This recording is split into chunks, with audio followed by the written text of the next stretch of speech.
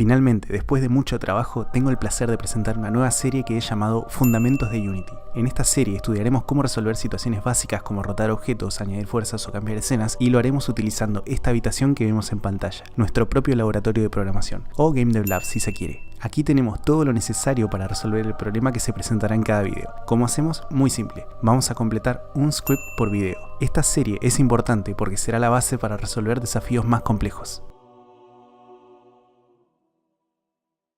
Hace semanas que no subí un video porque estuve trabajando mucho en esto, en mi página y en un proyecto personal. Para enterarte de cuando suba nuevos videos, cliqué en el botón de suscripción y en la campanita para recibir notificaciones. Vamos rápido a configurar todo para empezar a trabajar. Primero vamos al link en la descripción y nos descargamos el paquete. Luego creamos un nuevo proyecto 3D en Unity. En la carpeta Assets hacemos clic derecho, Import Package, Custom Package y elegimos el archivo que acabamos de descargar. Dentro del paquete hay dos carpetas. Una es el paquete fundamental que hice y la otra es el paquete Standard Assets que ofrece Unity. Importamos todo. Dentro del paquete fundamental hay una carpeta para las escenas. Son dos. Game Dev Lab es la escena del laboratorio de programación y Game Dev Dimension es el lugar extraño a donde nos llevará el pozo que está por ahí. Tenemos una carpeta con archivos de uso interno, es decir, modelos 3D, texturas, audio, materiales, que están ahí para que todo esté preparado y podamos enfocarnos en lo que trata cada video. La carpeta Scripts para completar es la que nos va a interesar en esta serie. Veamos el primer script. Dentro nos vamos a encontrar con algo de código ya escrito, algunas variables y métodos, y habrá una pista de dónde tenemos que colocar el código que falta.